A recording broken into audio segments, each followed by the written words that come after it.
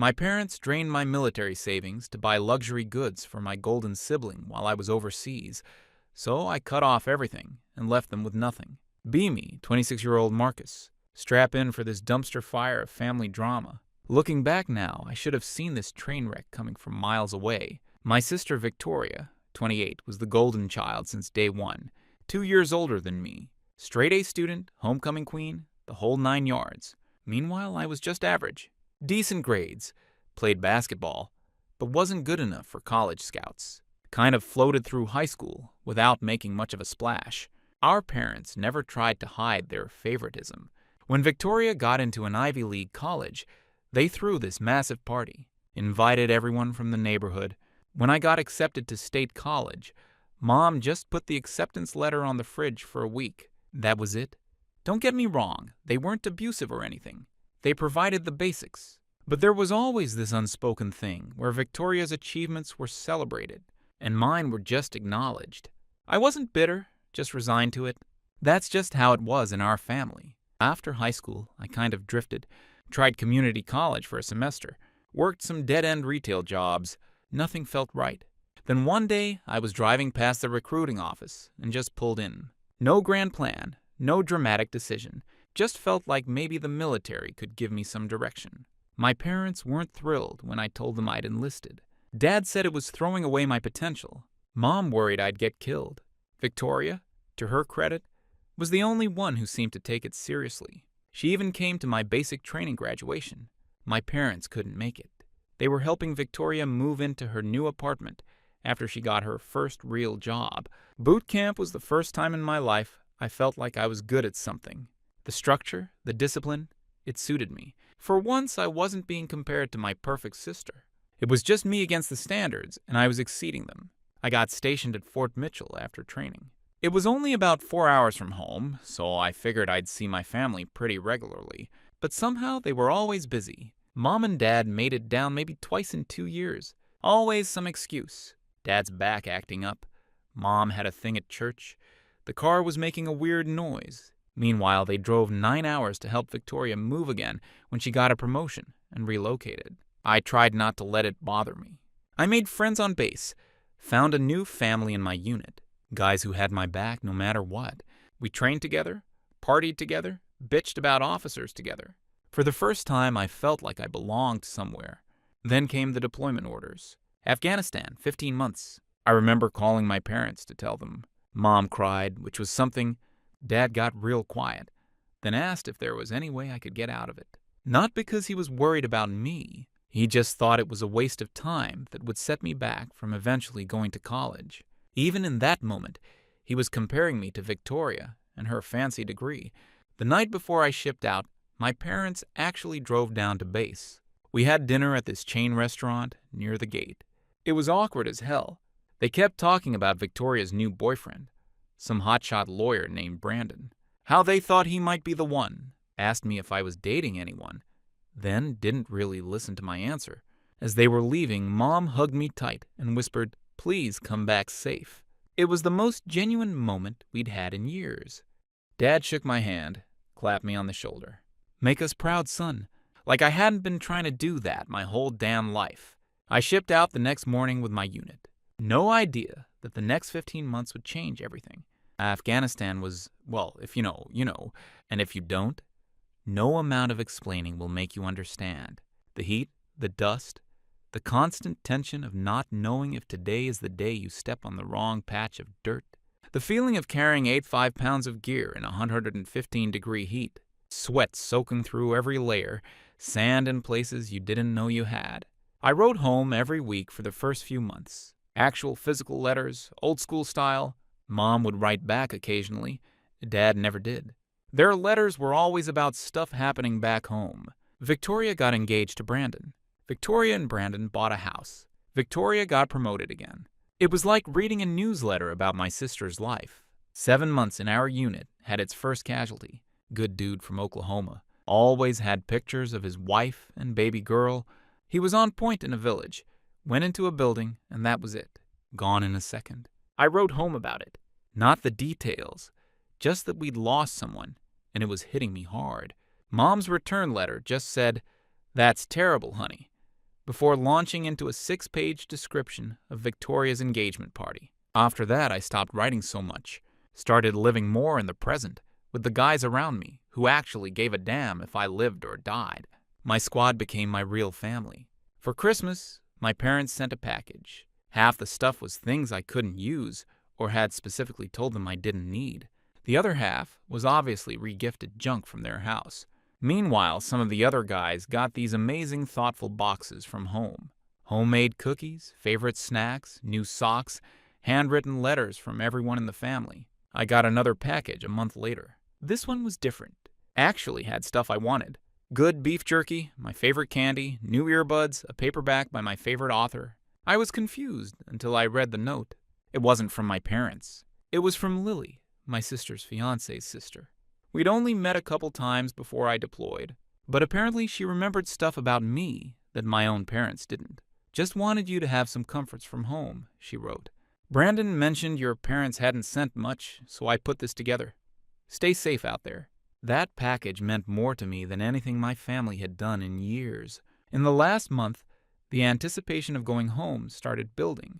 Guys talking about what they'd do first, who they'd see. Most had wives, girlfriends, kids waiting. I had my parents in Victoria. Not exactly the homecoming of my dreams, but they were family. Had to count for something, right? Our command was super organized about the whole homecoming thing. Sent detailed paperwork to families. Date, time, location, all of it spelled out. They even did follow-up calls to make sure families got the information. The ceremony was scheduled for June 22nd, 1500 hours, at the main hangar on Fort Mitchell. I called home from a satellite phone a few days before we left country. Mom answered. Told her I'd see them soon at the ceremony. She sounded distracted. Said something about checking the calendar and they'd be there. I figured everything was set. Man, I had no idea what was waiting for me. The flight back to the States took forever. We stopped in Germany, then had this long-ass flight across the Atlantic to the East Coast. Guys were wired, couldn't sleep. Everyone passing around phone pics of their kids, wives, girlfriends, making plans for what they'd do first when they got home. I kept quiet, just stared out the window, watching the ocean pass underneath us. 15 months of sand and death behind me. I wasn't expecting a hero's welcome or anything dramatic, just someone there, someone who gave enough of a damn to show up and say welcome home. When we landed, they held us in this processing area for a couple hours. Paperwork, gear check, the usual military hurry up and wait. Then they lined us up by last name. I could hear the crowd on the other side of these big hangar doors. Hundreds of people waiting, flags waving, kids squealing, signs with welcome home in big letters. The doors opened and the ceremony started. A real dog and pony show. Speeches from officers, thank yous from local politicians, all that standard stuff. Then they started calling names. First up was this guy ahead of me in line. His wife and 2 little girls ran to him, wrapped around his legs like little koalas. Everyone cheered and clapped. Next was another soldier. His whole extended family was there. Like 20 people with matching t-shirts. More cheers, more clapping. Then more names, more reunions. Each soldier walking out into a sea of hugs and tears. And thank you for your service. Then they called my name and rank. I fixed my uniform, took a deep breath, and walked out into the bright lights of the hangar. Nothing. Not a single person moved forward. No one called my name. Not one familiar face in the crowd. The silence was deafening. You could almost feel the pity from the other families. Some looked away, embarrassed for me. Others whispered to each other, probably wondering where my people were. The commanding officer, who'd been smiling and shaking hands with each returning soldier, gave me this look that said everything. Sorry, son, move along. I walked across that floor alone, boots echoing on the concrete. The next name was called, and the cheers erupted again. Like nothing had happened. Like there hadn't just been this black hole of silence when they called mine. I stood off to the side, watching family after family reunite. Kids jumping into their dad's arms, wives kissing husbands, parents hugging sons and daughters they hadn't seen in over a year. All around me was this explosion of love and relief and homecoming. And there I was, alone in a sea of reunions. A couple of the guys' moms came over to me afterwards. Are you okay, honey? Is someone coming for you? I mumbled something about them probably being stuck in traffic, but we all knew no one was coming. As the hangar emptied out and families headed home for private celebrations, I sat on this metal bench outside the base gate. Just me, my army duffel in a suitcase. The sun started to set and it got chilly. Still no phone call. Mine got busted our last week in country, and I figured I'd just get a new one when I got home. So I sat there under this streetlight, watching car after car drive away. Families together, heading home. I'd survived firefights and IEDs and a war just to come home to an empty welcome. I don't know how long I sat there. Long enough for the buses to stop running. Long enough for the street to go quiet.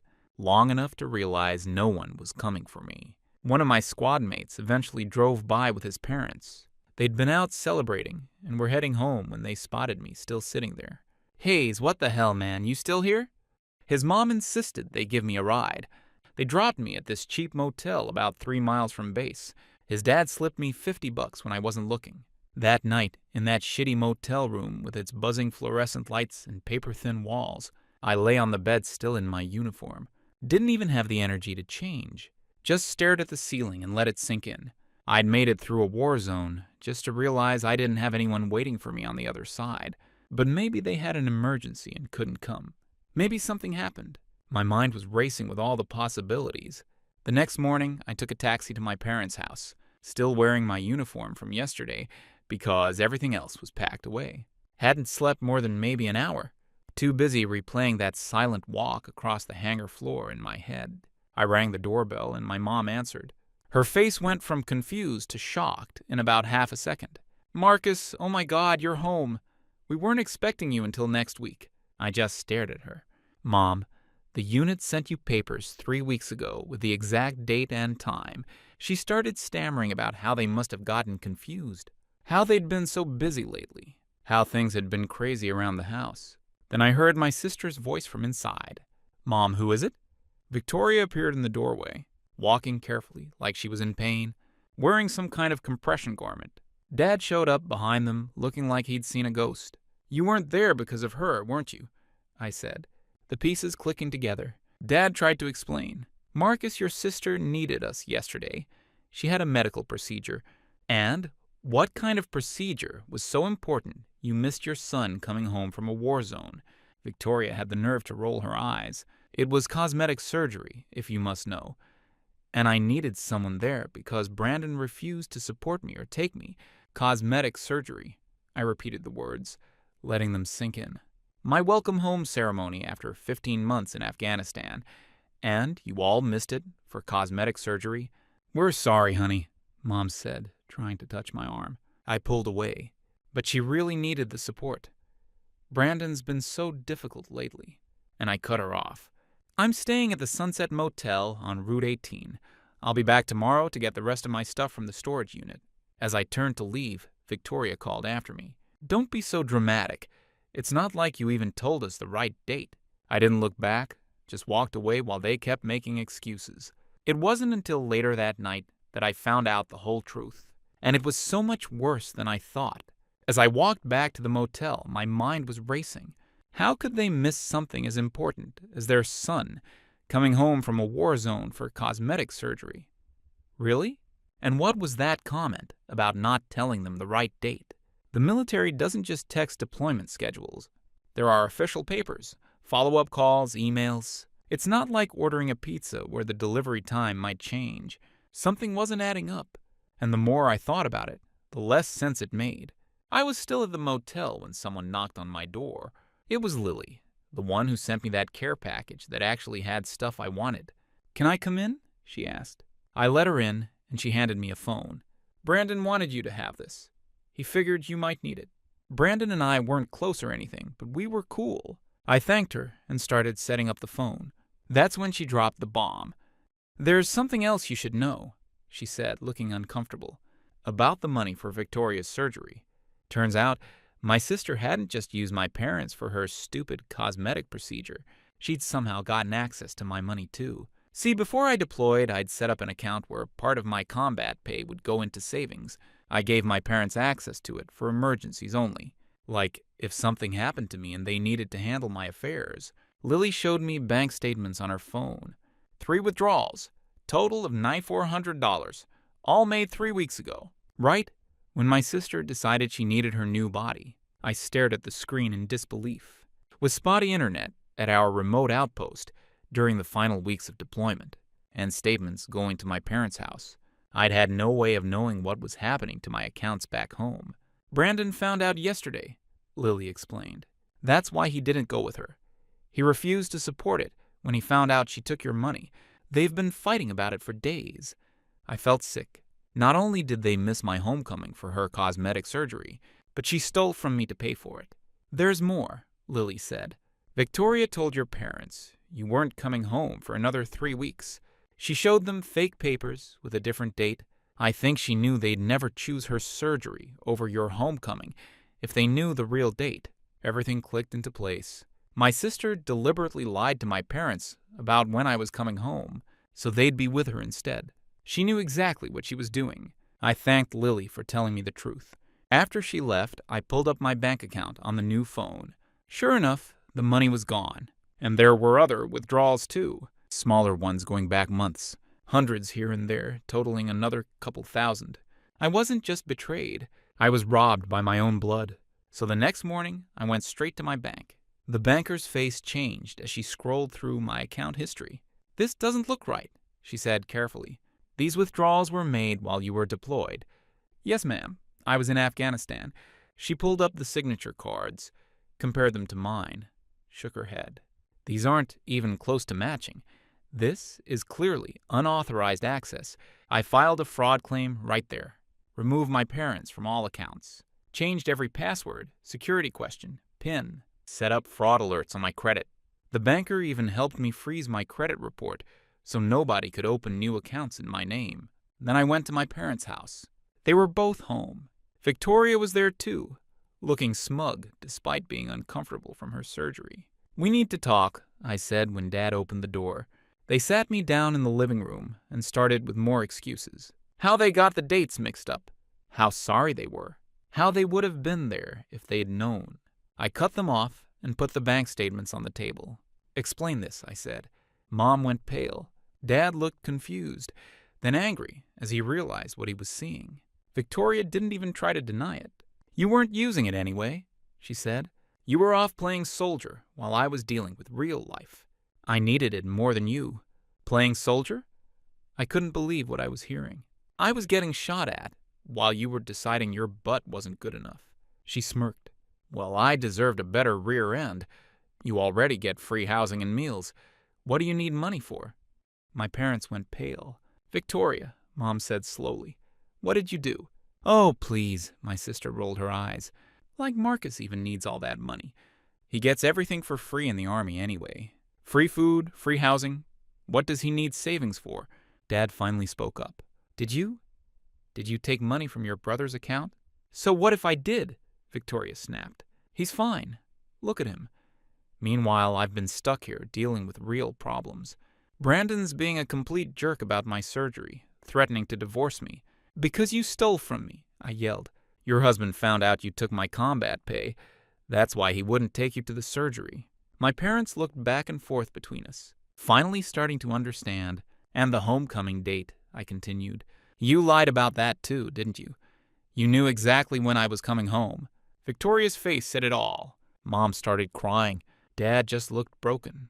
I'm done, I said. I've already reported the fraud to the bank. They'll be contacting you. I'm taking back what's mine, and then I'm out. As I was leaving, Dad tried to stop me. Marcus, please. We didn't know. We would never have... Save it, I said. You've always chosen her, every time. Well, now you've got her. Hope it's worth it.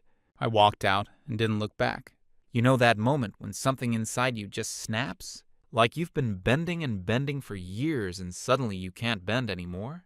That's what happened to me. I walked out of my parents' house that day and decided I was done. Not just mad, not just taking a break. Done? I'd given these people chances my whole life. I'd accepted being second best, being the afterthought, being the one whose achievements didn't matter. But this was too far. Over the next few days, I went scorched earth. First, the bank froze all of Victoria's accounts during the fraud investigation. Then I found out Brandon had apparently had enough and filed for divorce. Lily called to let me know he'd moved out and was staying with his brother.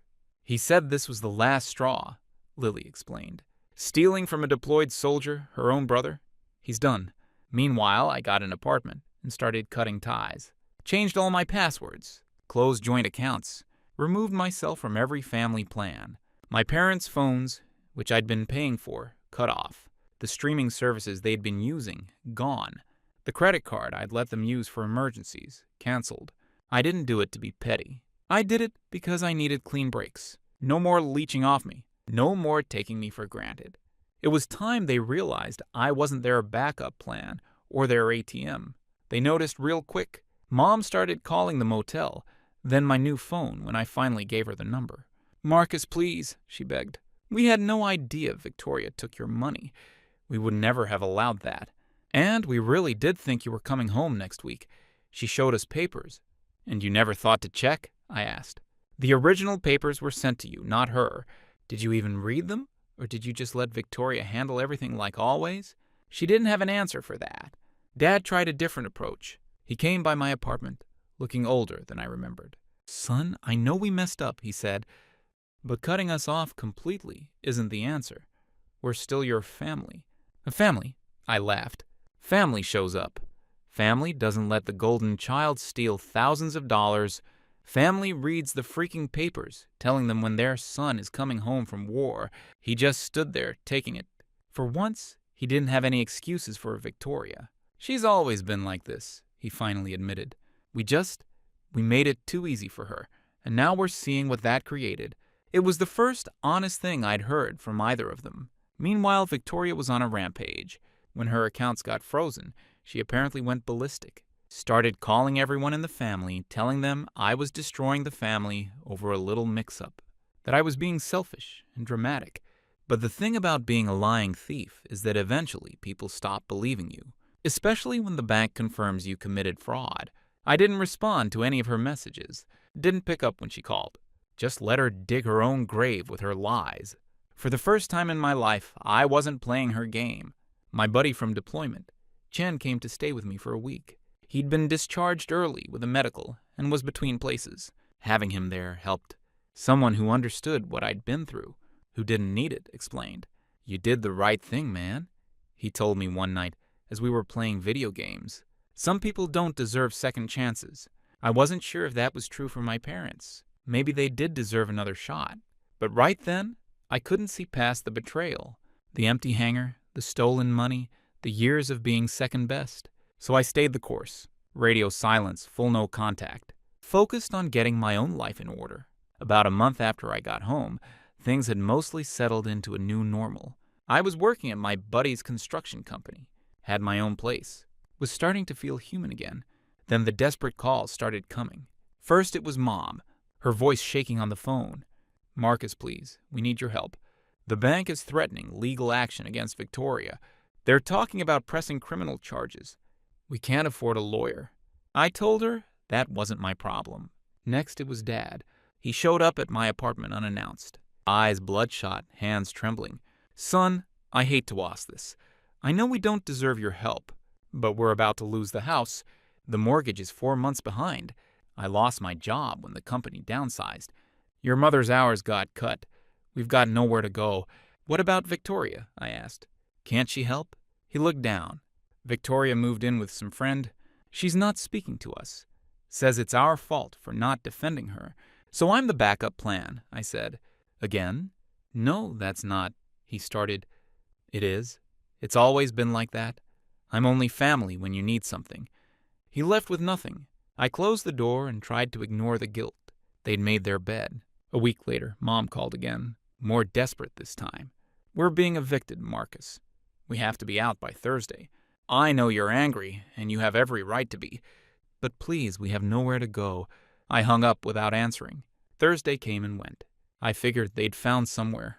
Then on Saturday, I got a call from an unknown number.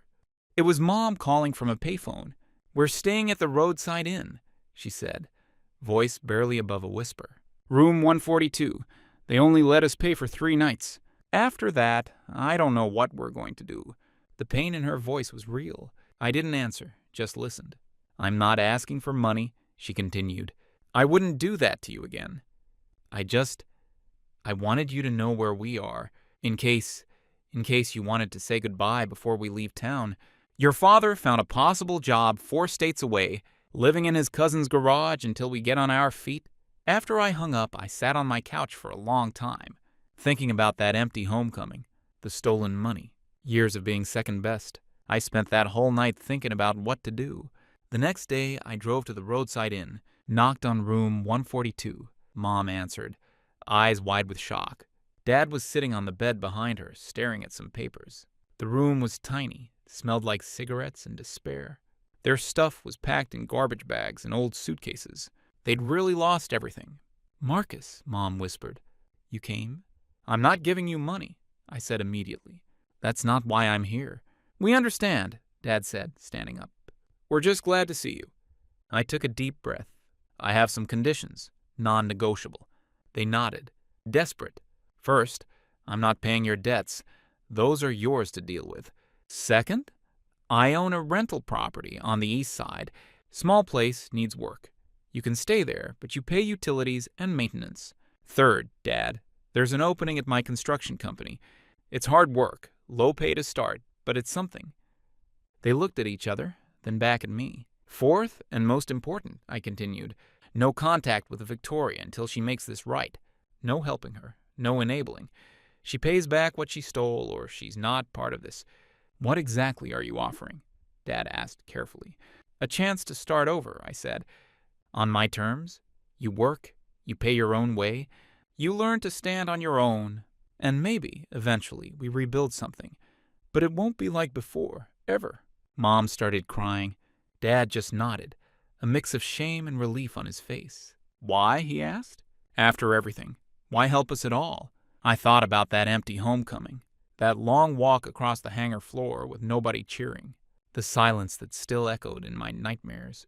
"Because I don't want to be like you," I said simply. "I don't want to be the kind of person who leaves family behind." They couldn't say anything. They moved into the rental the next day. Dad started work the day after that. Mom found a part-time job at a grocery store. They stuck to my conditions. No handouts, no free rides, just a chance to prove they could change. I heard that Victoria's procedure got infected. Brandon pushed through the divorce. She tried coming back to Mom and Dad when her friend kicked her out, but they stood firm. My parents have surprised me. They've actually stuck to the plan. Dad's still at the construction company, got promoted to crew lead last month. Mom's working full-time at the grocery store now, in management training. They pay their bills on time. They call when they say they will. They remember important dates. The rental house is starting to look decent. Dad's been fixing it up on weekends. New paint, repaired the deck, put in a small garden my mom wanted. They're talking about trying to buy it from me next year. I told them we could work something out. Last month, they had me over for dinner. Dad brought up my upcoming promotion ceremony to staff sergeant, surprising me that he'd actually remembered. Mom asked if they could attend. After thinking about it briefly, I agreed. Dad promised they wouldn't miss it this time. Said he'd taken the day off work and put it on 4 different calendars. Such a small thing, but it meant everything. And oh, remember Lily. We kept in touch after everything went down. At first, it was just occasional texts checking in. Then we started grabbing coffee when she was in town for work. Eventually, those coffees turned into dinners. Those dinners turned into weekends. I never saw it coming. She was just this person who did the right thing when everyone else was doing the wrong thing. But somewhere along the way, I started looking forward to her messages more than anything else in my day. A couple of months ago, she moved to my city for a job opportunity. We've been officially dating for 5 months now. It's still new, still figuring things out. But man, it feels right in a way nothing has before. She also took me to meet her parents. They knew the whole story. Not just my side, but everything that went down with Brandon and Victoria, too. I was nervous as hell. Figured they'd think I was this toxic guy who cut off his whole family. Instead, her dad shook my hand and said, "We've heard a lot about you. Thank you for your service." Then, he showed me his den, where he had pictures from his own time in the Navy. We spent 3 hours in there, just talking.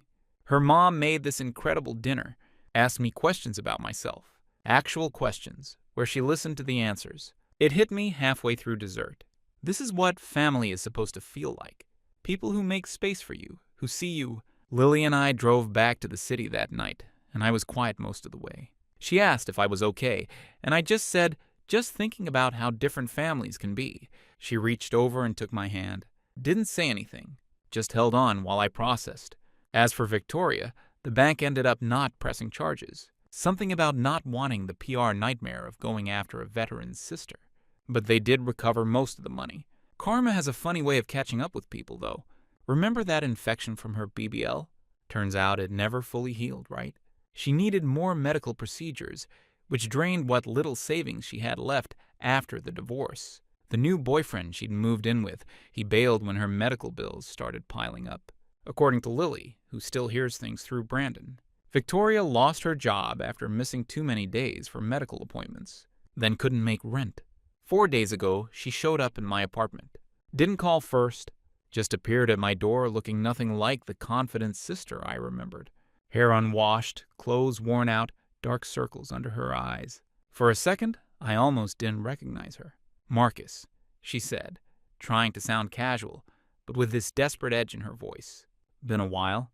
I just stood there, not inviting her in, waiting to see what game she was playing now. "So, I've been doing a lot of thinking," she continued, picking at her nails, "about everything that happened. I think it's time we put this behind us. You know, reconcile like you did with Mom and Dad." I almost laughed. "Is that right?" "Yeah. You know, family is family after all. We should stick together." Then came the real reason for her sudden desire to reconnect. She was basically homeless, staying on a friend's couch that wasn't going to be available much longer. Needed a temporary loan to get back on her feet. Maybe a place to stay, just for a week or two. "What happened to all that BBL money?" I asked. "The stuff you stole from me while I was deployed?" Her face hardened. "Are you seriously still hung up on that? It's been months. Funny thing about theft, the amount of time doesn't change what it was." She switched tactics, eyes welling up with practiced tears. "I have nowhere to go, Marcus. I've lost everything. I made a mistake, okay? People make mistakes." "They do," I agreed. "And then they face consequences. Mom and Dad earned their second chance by admitting what they did wrong and working to change. They didn't show up demanding help when they hit rock bottom. They were prepared to sleep in their car. So what? I have to sleep in my car too. Is that what you want?" I shook my head. "What I want doesn't matter. What matters is that you still don't get it. You're not here because you're sorry or because you want to make amends. You're here because you need something from me again." "Fine," she snapped, the fake tears disappearing instantly. "I thought you might have grown up, but you're still the same petty, jealous brother who couldn't handle not being the favorite." I actually smiled at that. "See, that's where you're wrong. I'm not the same guy who came back from deployment. That guy might have given in, might have tried to buy your approval. The man I am now understands what real family looks like. And this," I gestured between us, "isn't it?" I closed the door as she started to launch into another tirade. Didn't slam it, just firmly shut it. Her voice continued, muffled through the door for a minute, before I heard footsteps stomping away. Lily came out of the bedroom, where she'd been giving us space. "You okay?" she asked, wrapping her arms around me from behind. "Yeah," I said and meant it. "Actually, I'm good." The old me would have felt guilty, would have worried about Victoria, would have maybe even given in. But that guy walked across an empty hangar floor and learned the hard way what family really means. Update. Thanks for all the comments and messages, guys. Didn't expect this to blow up like it did. For those asking about my parents' promotion ceremony, yeah, they showed up on time with a small celebration planned after. Baby steps, but meaningful ones.